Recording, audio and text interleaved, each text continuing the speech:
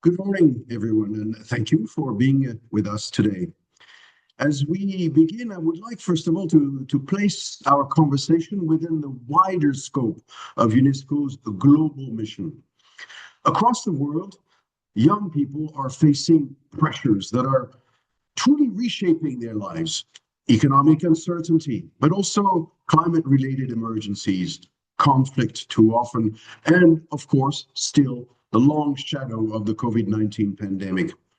In response, UNESCO launched the Global Youth Outlook on Youth Mental Health in Times of Crises, a study designed to better understand these realities and to ensure that policy responses are grounded in evidence and in the lived experiences of youth.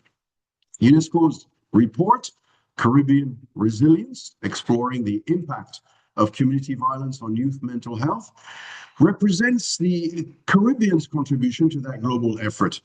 It reflects the voices, concerns, and aspirations of young people across the region, ensuring that their perspectives guide the policies and programs that affect them. Here in the Caribbean, young people have spoken with great clarity. They told us that community violence in neighborhoods and daily life has a profound impact on their mental health, their sense of safety, and their opportunities to thrive. This is not a new issue, but it is increasingly an urgent one. To understand these challenges more deeply, UNESCO engaged youth through regional consultations and a participatory evaluation process. Young people co-designed the questions, led the discussions, and shaped the analysis. Their honesty, vulnerability, and willingness to speak about experiences often silenced is in itself an act of resilience. Their voices are at the center of this report, combined with clear policy recommendations.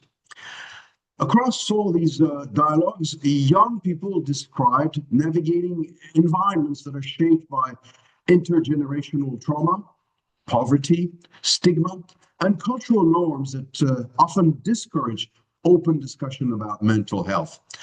Youth also shared a dark truth.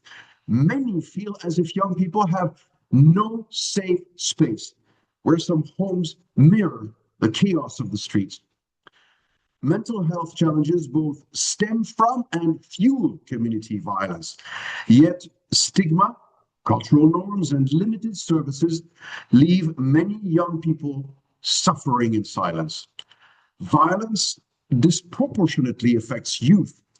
Young women face heightened gender based risks, and young men are pressured into harmful cycles, leading to trauma and disrupted education. UNESCO's regional consultations revealed that unaddressed mental distress can even make violence a coping mechanism, especially among young men who feel pushed to man up without emotional support. Nevertheless, Caribbean youth demonstrate resilience using art, music, physical activity, and peer support to cope positively.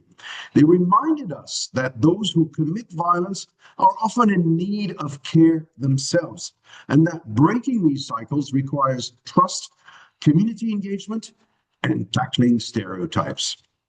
From their contributions, key recommendations stand out, and I want to highlight three. First, unsurprisingly, the need for safe spaces. Too many young people grow up in environments that are marked by instability, and without safe, youth centered spaces, they are more vulnerable to harmful coping mechanisms. Creating safe spaces contributes to social cohesion and empowerment.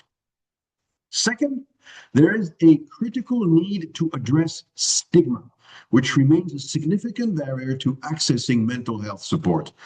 Tackling stigma requires a multifaceted approach, including public awareness, education to challenge stereotypes, and the promotion of positive narratives around mental health.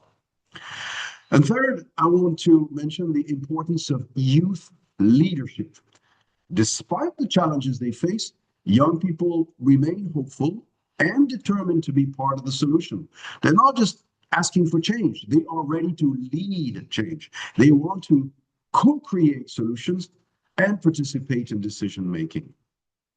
These recommendations align, of course, with UNESCO's commitment in general, which is ensuring that young people are not only consulted, but recognized as partners, leaders, and rights holders. Today, as we mark Human Rights Day, this is particularly significant. The rights to safety, dignity, mental well-being, and participation belong to every young person in this region.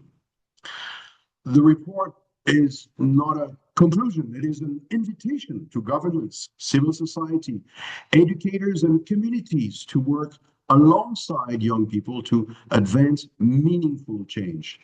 The findings are clear. Violence is not just an external force. Violence can seep into the minds of youth, shaping how they view themselves, their futures, and the world around them. True peace cannot be achieved by policy alone.